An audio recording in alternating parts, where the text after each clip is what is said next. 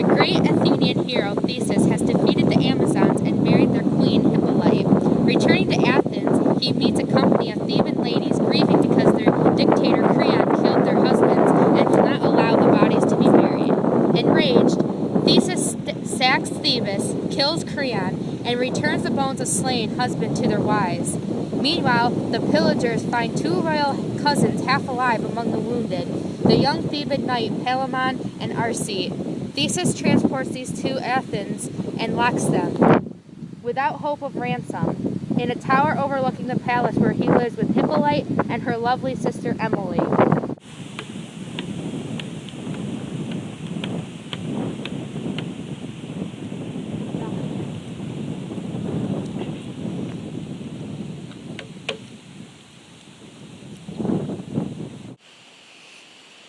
Ah, me. My cousin, what's wrong? You look pale. Why are you crying? Because we're locked up? That's just our fate. Our future doesn't look good. I know bad luck wronged us. You're right. Tis our fate that wronged us. But it's not because I'm locked up is that why I'm sad. It's because I want to be with Emily so bad. And I can't because I'm locked up. Her beauty slays me. Suddenly my mistress, she whom relays below, has tendered me a killing blow. I cannot live without her love or sight of her here from above. Are you serious? Or are you just making fun of me? Brother, as I am blessed, my statement was honest. Cousin, you go astray to mock my love or else betray me? Your cousin and your brother? We were sworn to hate each other. I've pledged. I hope you didn't lie. We made a promise to help each other. A pledge. I hope you didn't lie. Ha! You're lying. Let me tell you why. I loved her with a lover's passion and said so in a downright fashion. Love urges cancel over vows. I love her, that you must allow. Give her your heart and let me too. For now, that's all we can do. No prisoners, love suit advances. So love alike and take our chances. This remains the cousin situation until Theseus' friend Pirithous, who had known Arcite in Thebes, arranges for the young knight to be released but banished from Athens. Get out of here, boy! With no hope of seeing Emily, he's actually unluckier than Palamon. A prisoner prays for deliverance. He muses, and when it comes, he's devastated.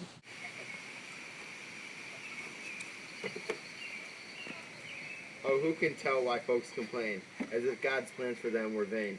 They get their wish, and it denies what might have saved them otherwise. A man who prays for a heap of wealth succumbs to thieves or ruins his health. A wretch in prison seeks release, his household slays him at a feast. Endless harms arise from this, we have our will, yet run amiss. We act like one drunk as a mouse, he knows right well he has a house, but can't remember how to find it, and slips and slides like one who's blinded. Thus men seek good, but then obtain mere worldly ends that provide their bane. Palamon feels even worse. He's certain Arcite will raise an army and return to win Emily. His loss, he thinks, must be a punishment from God. So Arcite is free but banished from Athens, and Palamon can glimpse Emily from time to time in the garden, but is confined as hopelessly ever to a cell. Who has the better lot? Part 2 of the tale follows Arcite to Thebes, where he pines away for love of Emily. I'm so depressed. I can't even eat this Pop-Tart.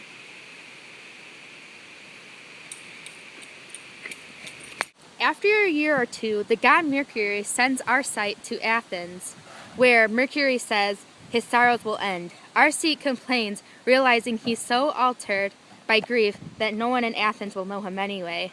This proves to be the case. Calling himself Philostrate, he finds a place as Emily's page of the chamber. Serving her so well, he's eventually appointed Theseus' squire and makes himself indispensable to the duke.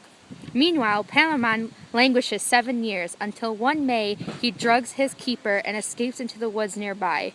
He means to make his way to Thebes, raise an army, and win Emily by force, as he once thought Arcite would. Palamon is hiding in the thicket when Arcite happens along, gathering flowers at dawn.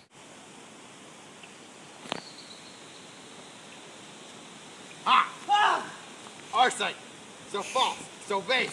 You love my lady, for whom I've suffered to this day, and now you've tricked the Duke and changed everything about yourself?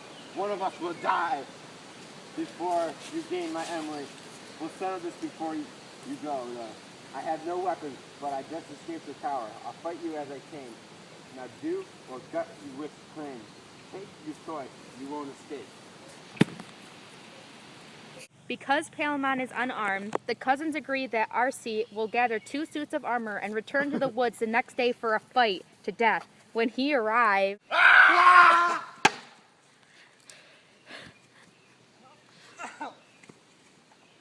Go!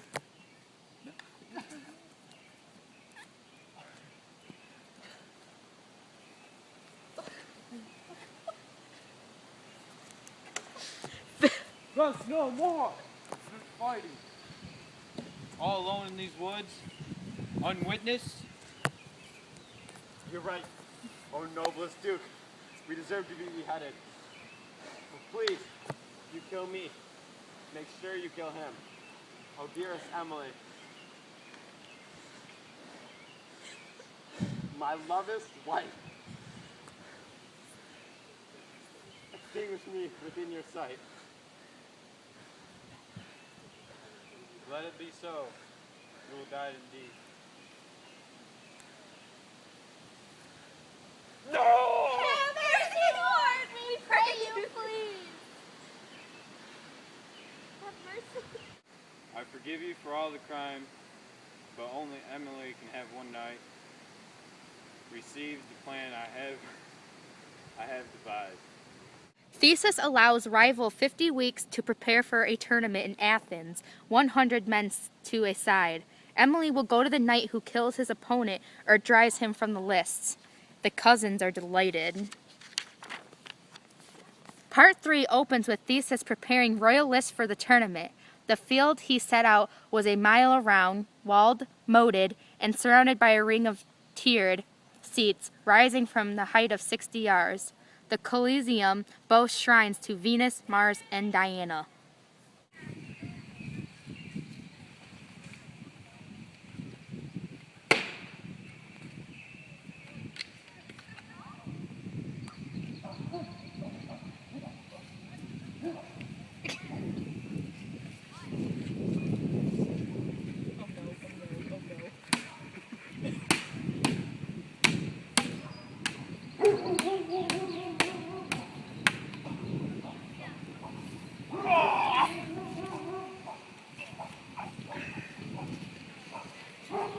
RC wins!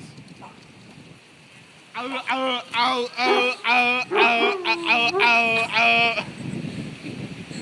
not dead. But Arcite lives. He carried to the palace, where most think he will recover. In fact, their mood is jubilant, for it appears no one was killed in the tournament, not even the man pierced through the breaststone. Theseus makes peace between the two forces and praises Palamon, who was hardly disgraced by being overcome by 20 knights. Unfortunately, though, Arcite worsens. Not even surgery, a mix, and laxatives help. If neither medicine nor nature works, says Chaucer, farewell, physic, carry the man to the church. Arcite calls for Emily and bids her goodbye, saying, Not all the spirits in my heart can show you my distress. You, my dear, whom I love the most, sent to service as my ghost, to guard you fast. Alas, my death, dear Emily, alas for you, sweet company, alas, my queen, alas, my wife, my lady, my loadster of my life, farewell, my sweet. All Athens mourns for Arcite, no more than Emily and Palamon. His body was burnt with elaborate ceremony on a pyre 40 yards long. Chaucer says he will not tell the names of the trees used for the pyre, but of course he does. Oak, fir, birch, aspen, alder, holm, oak, poplar, willow, elm, plane, ash, box, chestnut, linden, laurel, maple, hawthorn, beech, hazel, yew, and dogwood. As the fire burns, mourners throw in jewels and armor along the cups of wine and milk and blood. Emily is led away, and the event concludes with funeral games. Sister, have my assent. Make good, Hellman unite. Since he first saw you here, cherish him and hold him dear. Accept him as you wedded Lord. He served you well, it's only right. Sir Hellman, let me pursue you, accept the offer that I've made of you. Come take your lady by the arm. I do. Now pronounce you man and one.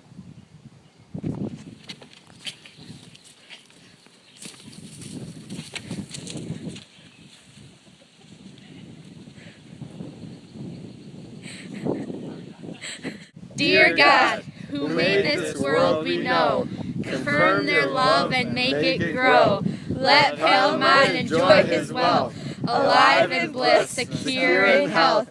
Emily loves him equally and serves her, content and free. No jealous word or other woe could part these two united so. So farewell, Palamon and Emily, and God save all the company. Amen.